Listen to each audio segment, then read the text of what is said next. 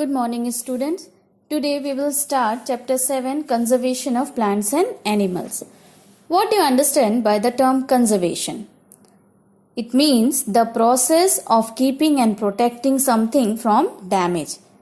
So, what do you mean understood now by the title of conservation of plants and animals? Yes, we have to conserve plants and animals. So, what does it mean? It means that the plants and animals which occur in the forest, it should be kept in a way that they remain protected in the natural environment in which they are found. Means in which area they are found, it should be protected in the same way. We should not change their environment, their habitat or else. Okay, if they are living in a forest, so it should be protected in that forest itself. Before getting in the chapter, let's be aware of certain terms which we are going to use in this chapter. The first one is biosphere. So, biosphere is that part of the earth in which living organisms exist or which supports life. It includes all living organisms on the earth, whether they are present on the land surface, in the atmosphere or in the water bodies. The next term is wildlife. Now, what do you mean by wildlife? Yes, it means all the plants and animals which are found naturally in the forest and other natural habitats. They are known as wildlife. Now, what do you mean by habitats? Yes, habitat is the place where plant and animals naturally lives or grows. Our next term is biodiversity. Biodiversity refers to the variety of organisms, whether the plants, animals and microorganisms found in a particular area or a habitat. That is termed as biodiversity. And the next term is ecosystem. Ecosystem is a system which includes all the living organisms on an area and the physical environment in which they live. We can also define it in a way: an ecosystem is a self-sustaining unit capable of its survival and includes all living things in a given area, interacting with each other and also with their non-living environments. So students, let me know why there is a need of conservation of plants and animals. I hope till now you all understood the wild animals and birds are comfortable and flourish in their own natural habitat. If we are going to change their habitat, like we will bring them from forest to outer area, obviously they won't be able to survive. So the biggest threat to the existence and survival of wild animals and birds is deforestation. So in this chapter we will discuss about deforestation and its causes, consequences and all. What do you mean by deforestation? Deforestation means clearing of forest, that is cutting down of forest trees, is called deforestation.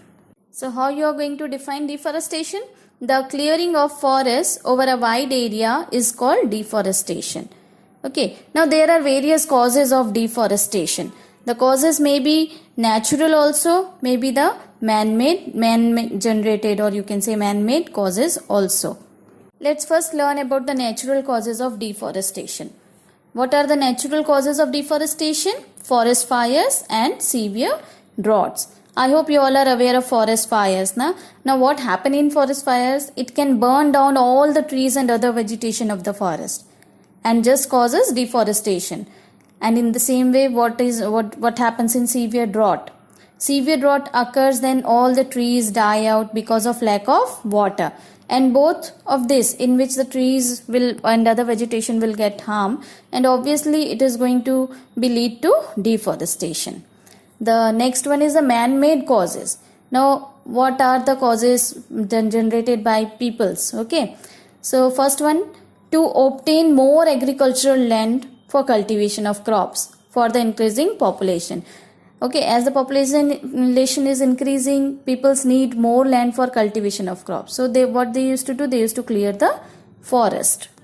The next factor, next cause of deforestation is to get land for building houses, factories, roads and dams.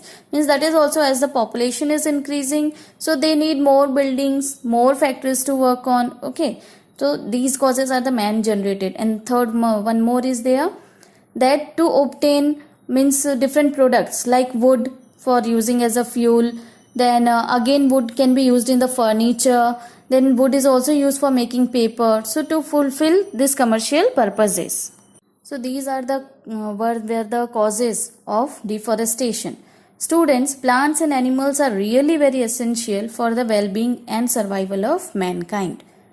But the speed in which forest trees are cutting down for different purposes, it will surely make the forest disappear completely one day.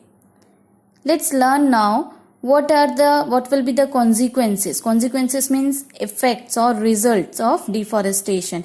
If continuous this kind of destruction of forest will be there, then how it is going to affect the environment and other living organisms. Okay, the first one is deforestation lead to a shortage of wood and other forest products. Just now I explained you children that from forest we are getting wood, which we use as a fuel for making doors, and it is also used to make paper for them by the industries. Okay, in the same manner we get many other useful products also, like honey, gum, and so many are there. So if we are going to clear the forest, how we will obtain all these products? Okay, so there will be a shortage of forest products. The next effect, deforestation will cause an increase in temperature of Earth's atmosphere, leading to global warming. Now how it will happen? See, as you all know, trees use carbon dioxide gas from the atmosphere for photosynthesis. If there will be less number of trees, then the carbon dioxide level will increase. Carbon dioxide level will increase in the atmosphere. Then all of you know the function of carbon dioxide gas. It traps the sun's heat energy, okay, which is reflected back. So if it will, more carbon dioxide amount will be there, more amount of temperature is going to be, means heat will be absorbed by carbon dioxide. So it will lead to increase in temperature, and that is known as global warming. And due to global warming, what will happen?